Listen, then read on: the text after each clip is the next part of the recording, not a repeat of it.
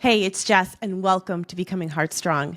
This isn't a highlight reel, it's real life, and sometimes life is really challenging. But I believe your challenges can fuel a life of meaning and purpose. So each week, I share my honest reflections or talk with leaders, founders, experts, and everyday change makers who show you how to live, lead, and grow with courage. Let's get started. Hey everyone, it's Jess, and welcome to Becoming Heartstrong. Thank you so much for spending time with us today. I am really looking forward to this conversation with our guest, Sally McQuillen. We're going to talk about motherhood and grief and growth and letting go. And she just has an incredible journey and lens, which is why I'm really looking forward to talking to her about her journey. So a little bit about Sally. She's a psychotherapist specializing in addiction recovery, grief, and trauma. And she has a new book, which is our impetus for the conversation today, called Reaching for Beautiful. She shares the story of her son, Christopher, and their journey of love, loss, and healing. Christopher died when he was 21 in a tragic boating accident. And really, this kind of launched Sally into a new part of herself. And so we're going to meet that woman today. And she's very transparent in her book. She talks about addiction and things that she and her family have gone through. I think you're going to love this conversation. So, Sally, welcome to the podcast. Thank you, Jessica, so much for having me. I just, the whole idea of a podcast that is centered around a strong heart was such a pull for me. I'm so glad to have you had come across my radar. I am glad too. And I'm so glad that we get to spend this time together. I read through your book, obviously getting ready for our conversation, and it's such a beautiful story of you're very transparent and honest about it, but it's also very hopeful. And so, if you're listening and you're going through grief and in a time where you're kind of like, I just don't know what's next for me or where to go, I would say go grab Sally's book. But before we talk about the book and everything else, I want to just upfront do this. I've been doing this so people know where to find you, how to find your book, when to get it. So why don't you just give us the little spiel before we get started? Yes, it can be pre-ordered before April 1st on Amazon, Reaching for Beautiful, a memoir of loving and losing a wild child. My website is www.sallymcquillen.com, and that's about it. It can be purchased anywhere books are sold. Awesome. Do you have a social media handle or anywhere that you're operating that these days? I do. I am on Facebook as Sally Stearns McQuillen and Sally McQuillen on Instagram, Sal McHugh, Awesome. at Okay. Well, Sal McHugh. Sal McHugh. We'll link all of that in the show notes, but I just wanted people to be able to find you before we got started. So I want to start by talking about Christopher because he's really the reason why we're here and the reason why you wrote the book. So tell us about him, what he was like, what his presence was like in his body when he was living, and how his presence feels to you now.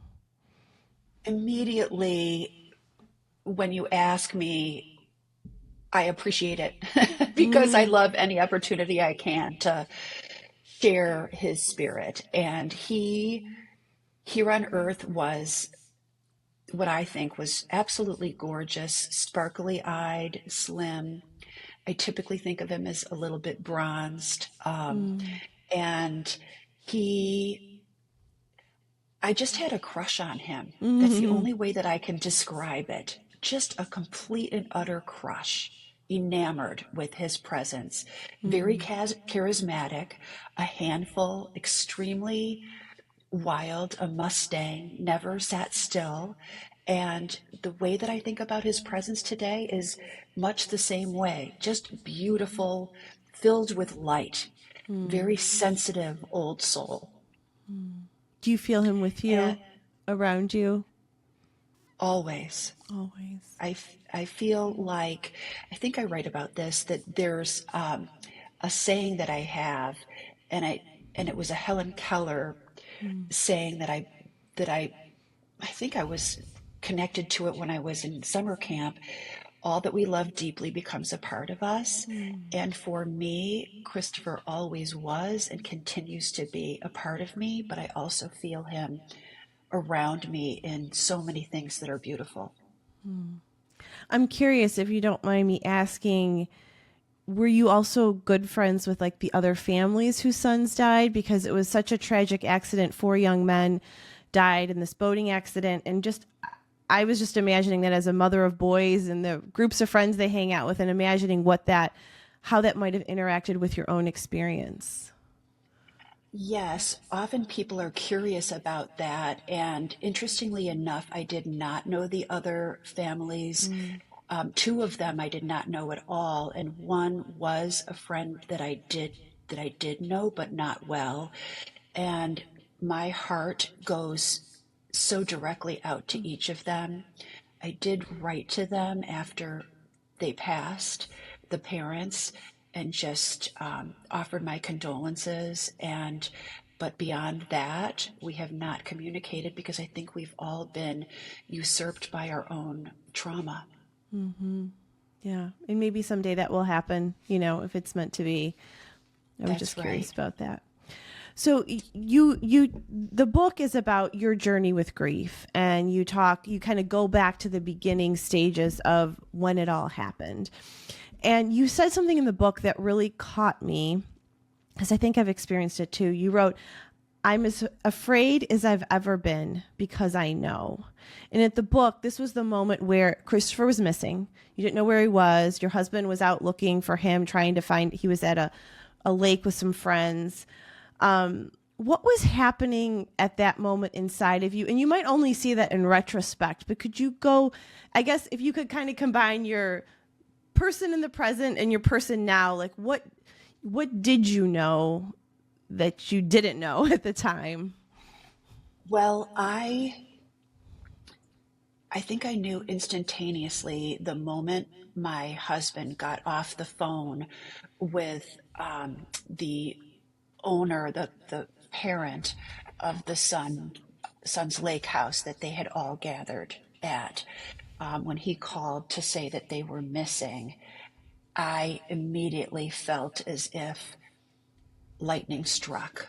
And it's interesting, I was just telling some friends about the fact that lightning struck a tree next to our home when Christopher was probably 4 and Caroline was 2, and I did not yet have William. And it hopped over to our attic and caught fire and did quite a bit of damage. And I was describing how the surface of the tree basically ended up across the street so that this lightning strike went to the center of the heart of this tree. And that's how I began to feel. I did know. Mm. I intuitively know. That's one of my, I feel everything very deeply. And so I sensed, and I wanted to attempt to talk myself out of that knowing, but I did know that he was gone and whatever that meant At that moment for you. at that moment. Yeah. Hmm. Yeah.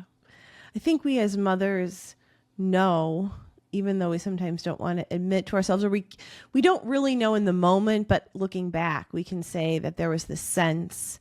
Um, and I think that's like a powerful thing to talk about. And that's why I brought it up, is because I think we really do have much more sense of knowing than we often acknowledge within ourselves. And I think for me, a journey of grief has taught me that I have these knowings that maybe I previously didn't allow for, make space for. Does that feel the same to you? Oh, I couldn't agree more. I'm continuing to learn to trust Mm. my sense of things. And it's interesting. One of the things many grieving families will do is they'll seek out any which way to connect to the loved one they've lost. And so my husband started to connect to mediums, and I had some skepticism. But the very first medium reading that I got, one of the most important questions that I wanted to ask her was whether or not intuitively feeling as if my son was not going to live long Mm. caused it to have happened. Mm. Because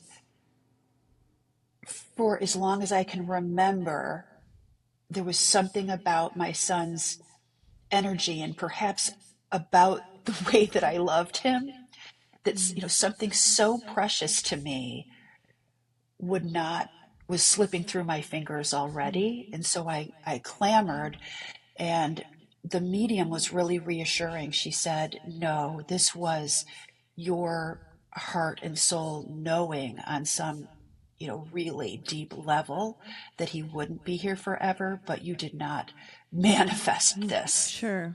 Sure. That's that. I think that's an honest question of a mother, right? I think that it's such a juxtaposition of the death of a child because as mothers, we're like trained to protect. Or it's just our instinct to protect them, to feed them, to take care of them, to shelter them, to the mama bear instinct. We all have it. And,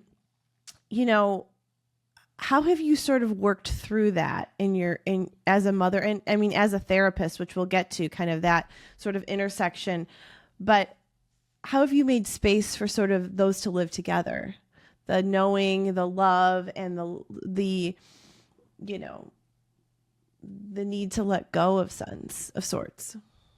Yes. Well, I was so fortunate in that because I'd gotten sober at 25 and made this life change and been introduced to a spiritual way of living, I had that foundation before losing Christopher that had taught me this idea of the importance of letting go. I don't think I think it's a lifelong learning. I think it's such a process. And so I had some sense that I needed to let my son go, but I didn't want to. And I think there's just over time this acceptance that is born of, I can't picture it any other way. It's interesting, Jessica. I don't know if you feel this way, but I can't picture Christopher growing older. I have the benefit of seeing so many of his friends now married or with significant others or with young children. Chris would be 30 today, and he died at the age of 21. But 21 encapsulates him so perfectly. He was just so in the moment and reckless and spirited that it would be strange to imagine him becoming mature in any way. I don't know if that makes sense. No, that does. That does make sense. I was thinking about when I was reading the book and in your story, Christopher was your firstborn. I'm a firstborn, you're a firstborn. My son Ethan is my firstborn. And I've thought a lot about the death of a firstborn, to be honest. It's something I've really never talked about, but it's something that I've really thought a lot about. And I'm wondering if we could talk a little bit about that and maybe you would share what it's been like for you, if you've had any reflections on that. I absolutely love that question. I had not really thought about it other than the fact that there's something about a firstborn, just as there is a first crush, in that you've never before known how overpowering your love for another human can be. And I'm sorry, Joey, my husband, but this is different. And there's something like no other. I remember when Christopher was really little and going into almost the excitement of waiting for him to wake up and being able to go into his crib and look at his little face. I don't know how to entirely put it into words, but it's so potent and poignant. And it's not that I don't have the same, like I adore each of my children with everything that I am, but this is the first time you've ever known that this was possible. I think that's really true. I've reflected that, Ethan, it was a first experience, but he was a very energetic kid, and he liked music and energy and noise, and things were happening and people, and it's almost like he set the tone for our home. Like he was like Yeah. this grounding part of my life. And that when that is lost or gone elsewhere, but not here in our homes anymore, like there's this unsteadiness that I had to work on becoming okay with or finding my footing. It was almost like if the ground is moving, and you just can't get your bearings. I think that's how I felt for a very long time. And I think it was Ethan's energy, but just my experience as a mother and that first experience of motherhood. And I even know, so my second born is Blake, and I noticed, I believe in birth order. I think there's something to it. And I noticed in him, it took him a very long time to sort of step into that oldest brother role. He was very young when Yes. Ethan died, but it wasn't innate to him. And so he's a very nurturing young man, but he was not the firstborn. He was always looking to another. And Right. I don't know. That's something that I've really felt and has been a big part, I think, of my journey. I appreciate that so much and do think about it in my work with clients. Mm, And even probably last week, my daughter was talking about her experience of stepping into that oldest role. And I was struck by it because she comes by it pretty naturally. She's a lot like her dad. She just sort of seizes the day in her own way. But the burden of that, I think, mm, the fact that part of her grief process is going without that protector, that mm. go to that she was just beginning to experience with Christopher as her older brother. Mm. Yeah, like I said, I'm the oldest in my family, but I'm the oldest of five. And I think the oldest does sort of set that tone. There is something significant about that. A quick shout out to the Ethan Lindberg Foundation. That's the nonprofit I started to support caregiving families, and also to Play Heartstrong, our youth sports program teaching kids how to grow through challenge. Both are part of the bigger Heartstrong mission. You can learn more and shop our merch at theheartstrong.com. Grief is such a physical experience as well as, a psychological and spiritual experience. But I wonder, if you would share how that manifested for you and how you have and how you do navigate that aspect of this experience.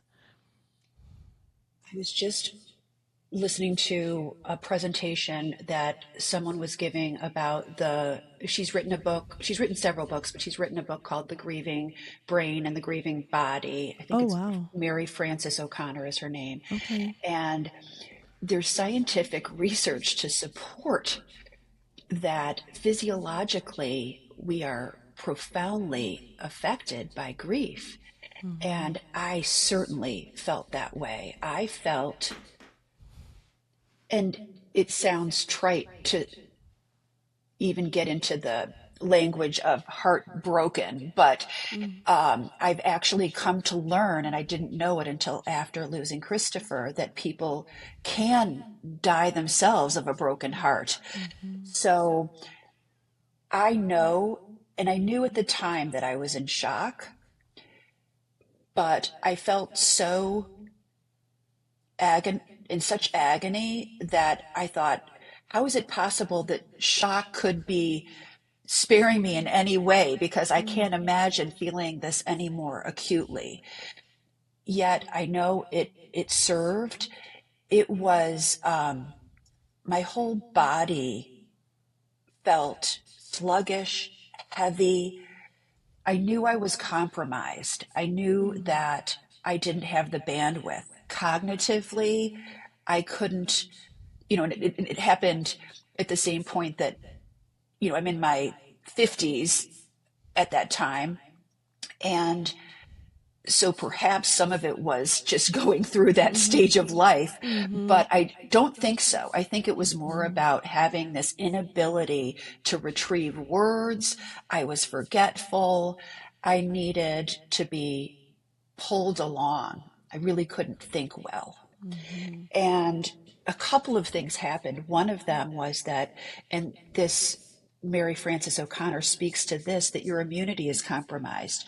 Hmm. So I was predisposed to sinus issues anyway, but my doctor said, you should probably go in for a heart stress test. And I laughed because I thought there's only one thing that's wrong with my heart. Hmm. And I know what it is. Hmm.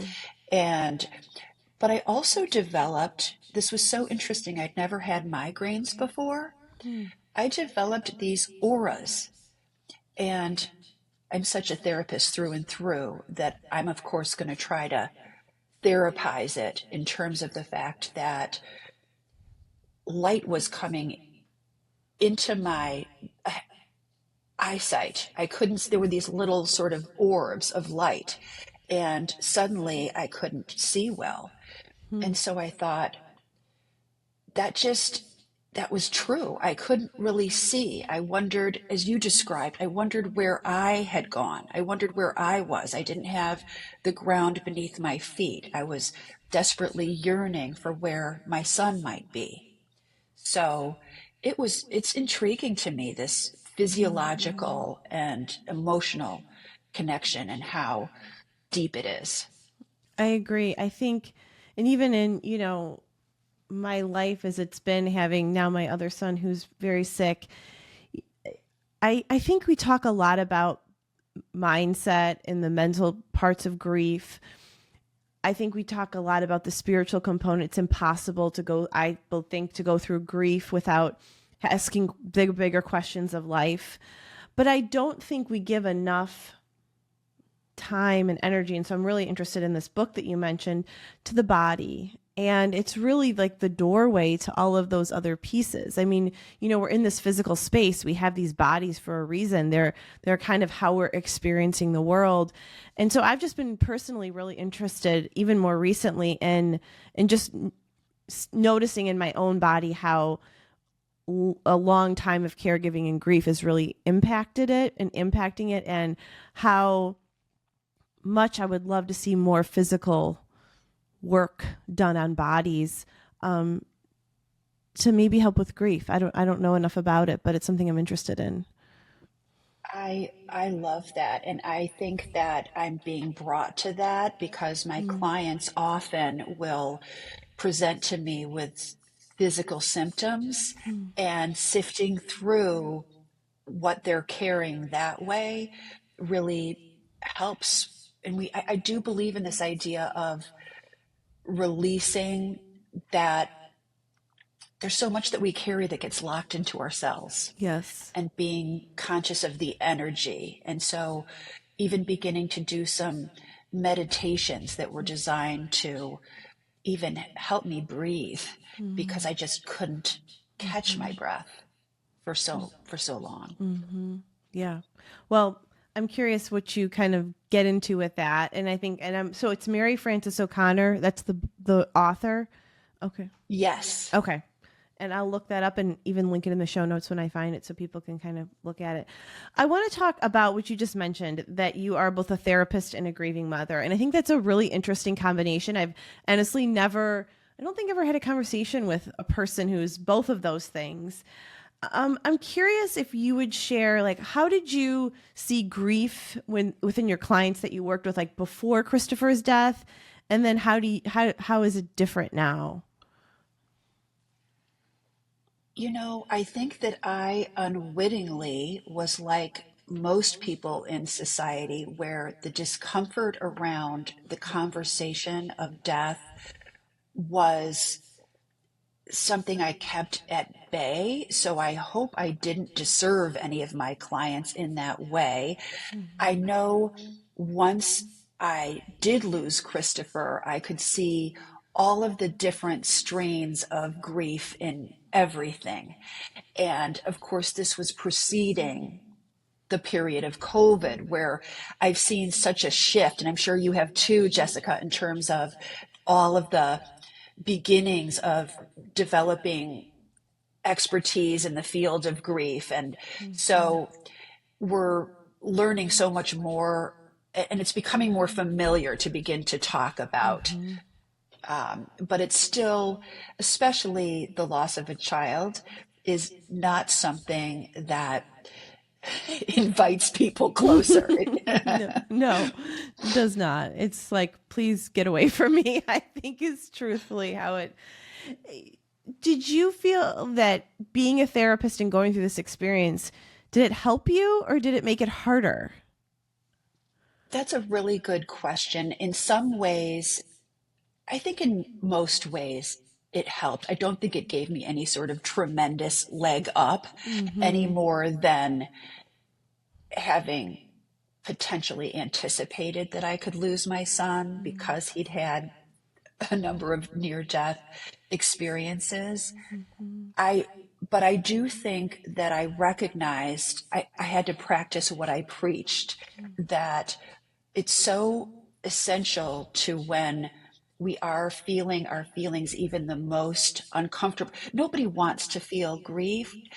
And so I remember early in my grief journey talking to some clients at a treatment center where I was working, and they were younger, and I was reminding them of a children's book that I liked to read to my kids when they were little about going on a bear hunt. And we were sort of making that a metaphor for what it means to give yourself permission to feel that, we're going on a bear hunt, we're going to catch a big one. What a beautiful day.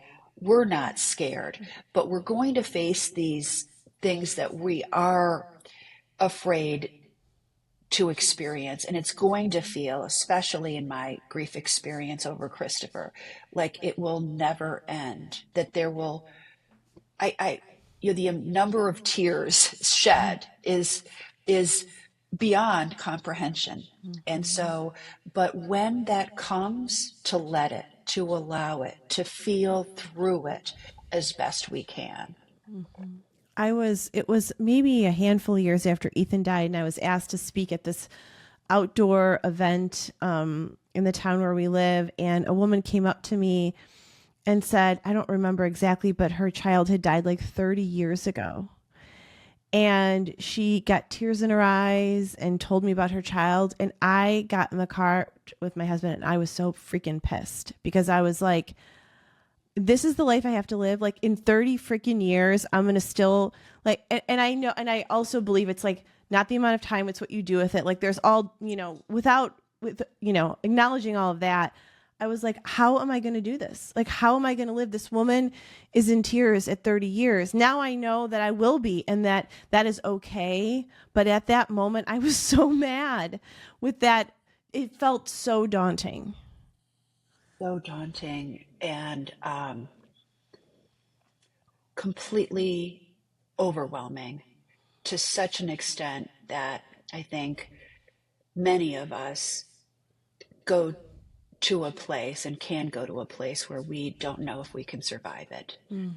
And while you're right, this is a lifelong, I will never not miss my child, even though I believe he is here with me in spirit. I will never not have, because grief is such an ebb and a flow.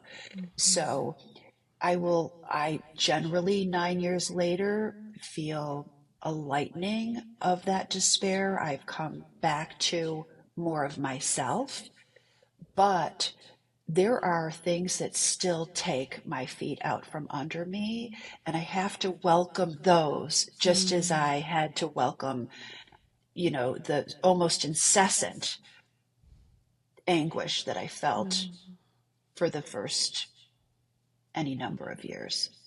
I want to highlight what you said there because I think it's really important about welcoming the things that come. I know sometimes I'm not very good at that, and I want to just hurry it along, and I want to kind of get to the next thing. And when I've done that, I've actually kind of set myself back. if Yeah. in looking back, and even now, I think that is a wisdom that you bring as a therapist, of watching people go through hard things as you have, and knowing how important it is to allow for that to be. I think that's a really important thing that I want people to hear that you said. I do think that is an advantage of my training and my experience professionally, is to Mm-hmm. recognize what a process everything is. And Mm-hmm. especially as someone, and I think many of us as humans are inclined to just push through, and it catches up to us. So to find that balance, I remember when I was fortunate enough to be able to take leave from work for about 6, 7 months. And then when I resumed it, I was so thrown in, and it was a good distraction, and it gave me a sense of purpose. But when I'd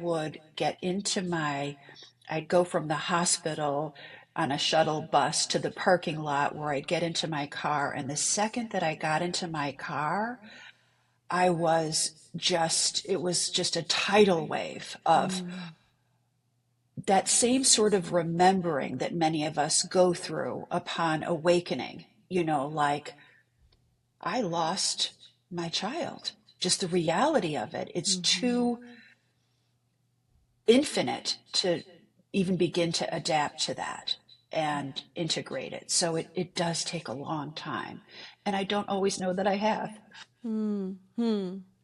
I think that's one of the things that, as I've a gift of age, I will say, is that it's the reality that life is it's a process. Like, we're never actually, you think you're going to get there and then you're going to be able to do X, Y, and Z, but it's kind of figuring out. You talked about integrated grief, which I want to talk about, to, how it is like this integration of our life with our experiences, and allowing them both to be, I think we live in such a binary culture, like good, bad, black, white, in this experience, at least for me, it's like life is a bunch of gray, shades of gray, in between the black and the white, there's like this middle path that, I think that's probably where life actually happens.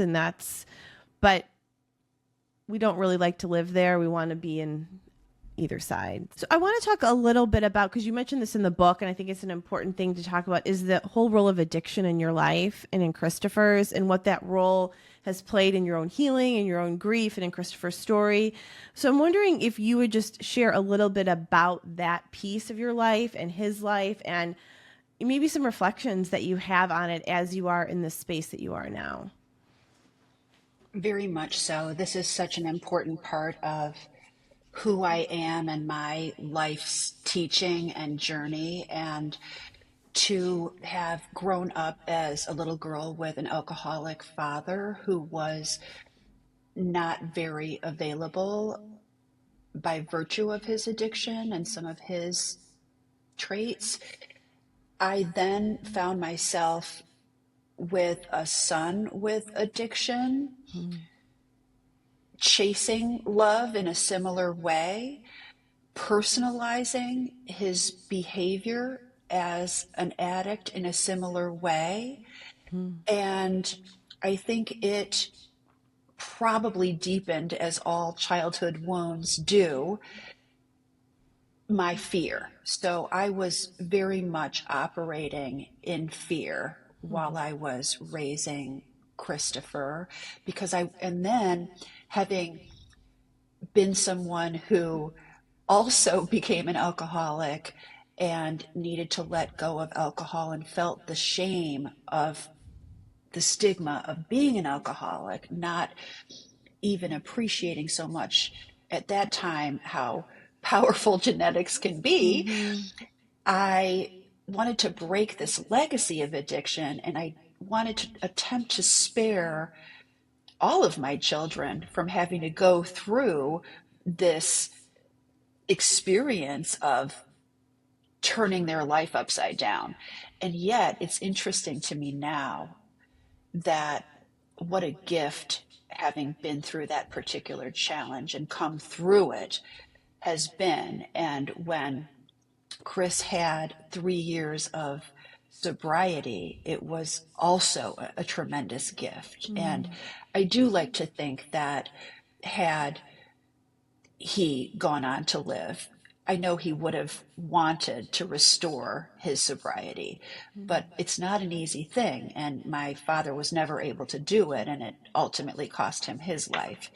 So I think that fear, that ripple of fear, which some would call trauma, it became a fight or flight kind of experience for me. And I was approaching my relationship with my son in that way. And if I could have done it differently, I mean, I did attempt to, in the later years of his life, is to wear things less loosely, let go of that fear, because it's one of the things that Christopher also led me to, was this spiritual course that really speaks to the importance of choosing love over fear. Can you talk a little bit more about that and how you said that you, at the later years of his life, you were able to operate more in that, like, I always call it like an open-handed space. You're kind of open to what is, what comes. I think that's so hard to get to. Like, how have you done that?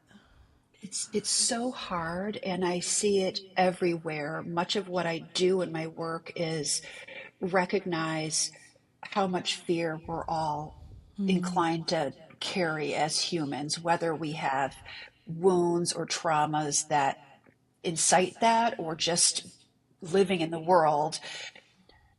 And especially sort of generationally, and I think it continues in later generations, we are helicopter parenting to such an extent that we're trying to protect our children from life, instead of recognize that it is in every one of these challenges, to include the challenge of moving beyond an addiction, that we grow and we heal and we become able to gain a perspective that is all about being more loving.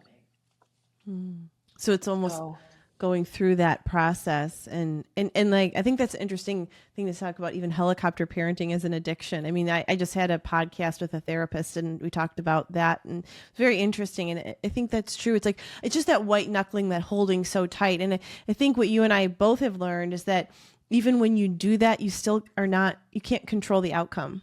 Like, even it's like you hold on so tight and you do everything last thing that you can, and you still can't change the outcome. So it's like, how can we live better in the present moment? You said Christopher was so present, like in that moment, with a more open hand.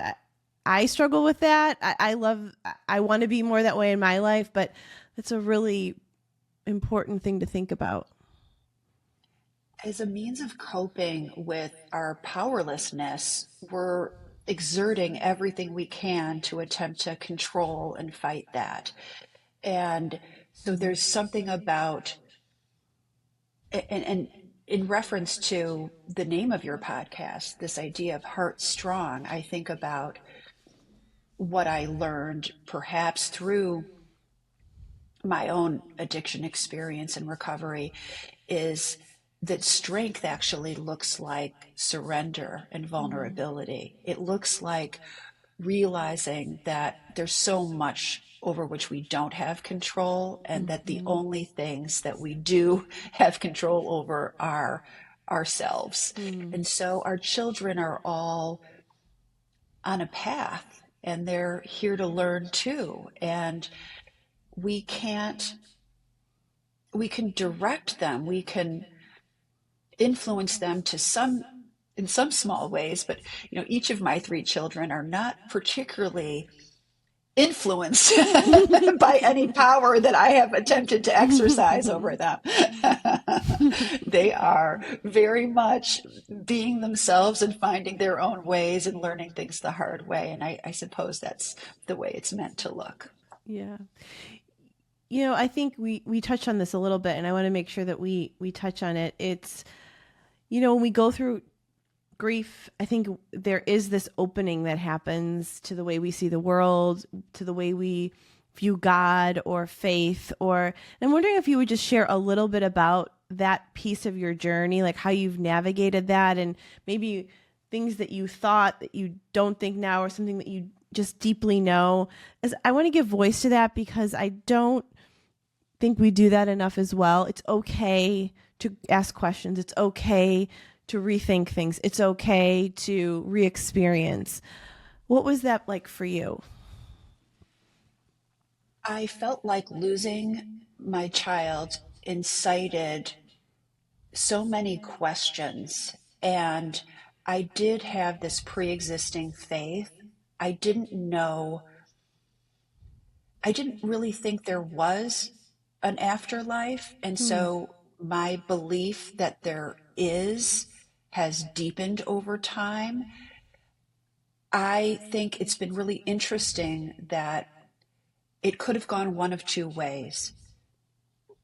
I could be mad, I could be bitter, I could, and I have had periods of self pity. I am far from enlightened, but I do find that Christopher has brought me closer to a sense that there is a higher power, that there is a power of good in the universe, that all is as it is meant to be. Of course, there's free will as well.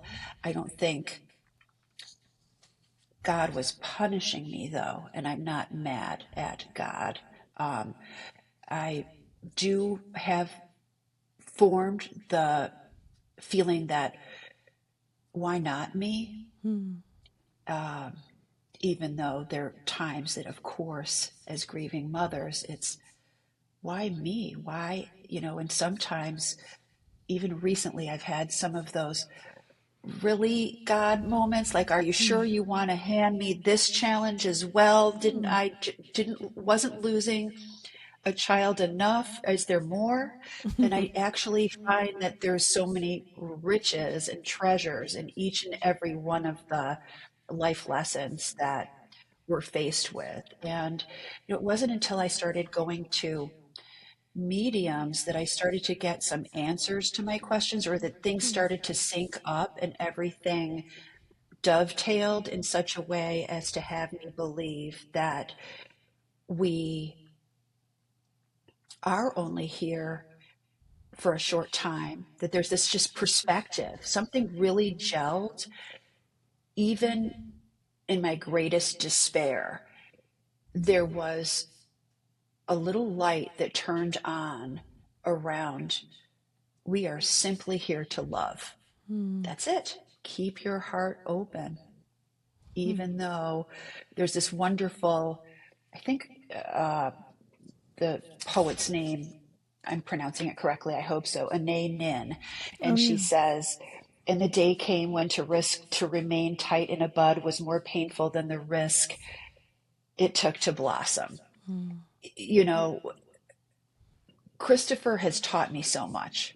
And as has my husband, he in his grief process would, I would have just probably been curled up in a ball and never left my home for years.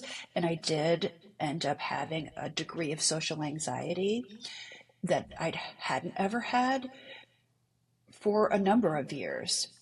But he got me out enough so that I could participate with Christopher's friends in getting to know them and form relationships with them and keep my heart open with them. Hmm. And so consequently, I got that gift of continuing to love. Hmm. That's beautiful.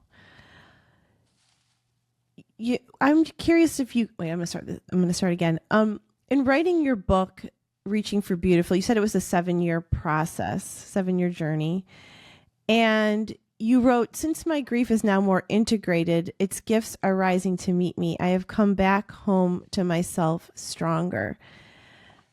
Would you just talk a little bit about integrated grief for people who don't know what that is, and then maybe just share what those gifts that are rising in you that you feel and sense that maybe wouldn't be here if Christopher was still here in his body? I don't know. I know. It's a strange thing to contemplate this idea that perhaps Christopher's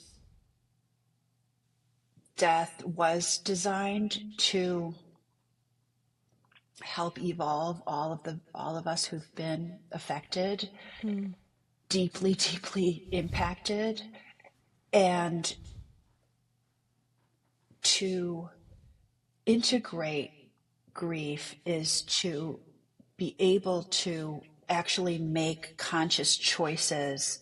And it doesn't happen overnight. It happens as we permit ourselves to enter into the darkness, that we get moments of light. It's interesting, too, that one of my awakenings was that we can carry, you spoke to how polarized, this duality that we as humans live in, this black and white. And that's why in the beginning of my book, I have a poem from Mark Nepo, and it Which I begins with, love. I love that so much. It begins with this idea that everything is beautiful and I am so sad. This is how the heart makes a duet of wonder and grief. It really is a blessing to be able to feel everything so deeply. I used to think of it as a curse. Chris was highly sensitive. I am highly sensitive. And but if I weren't, I wouldn't I simply wouldn't have found beautiful.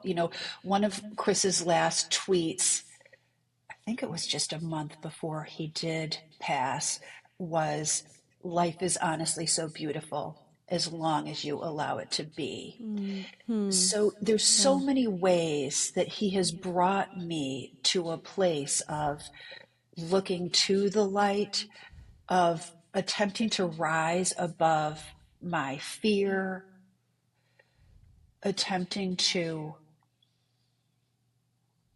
just accept it all. I I know the integration ends up being that the grief, I think it's something that David Kessler speaks to. He's this renowned grief expert whom I'm sure you've heard of. And I got a certification in grief education from him. And I've also seen like these illustrations of integration of grief where it's so consuming. It's just, there is absolutely no room for anything else. And then it, and then we just grow around it so that it's still so central. And I know for me, it's just become who I am. I am not the same. And I'm grateful for that because I get to carry Chris's spirit with me. There is pain, but there is tremendous joy and gratitude. I got to be his mother. How great is that? How And I great is still that? get to. And you still get to. Yeah. I love that. I always think to myself and have this deep belief that, Ethan came here for his own journey, but also for me. And that his deepest desire for me is to be the person that I'm created to be, the woman that I'm created to be. And that somehow in his life and his death, his illness and his, struggles, like that was going to happen. And I think that it's easy to see the passing and the pain as center, but I really have come to see that it's all a gift, all of it. And as much as I don't feel that way every day, I know it's true. I know it's true.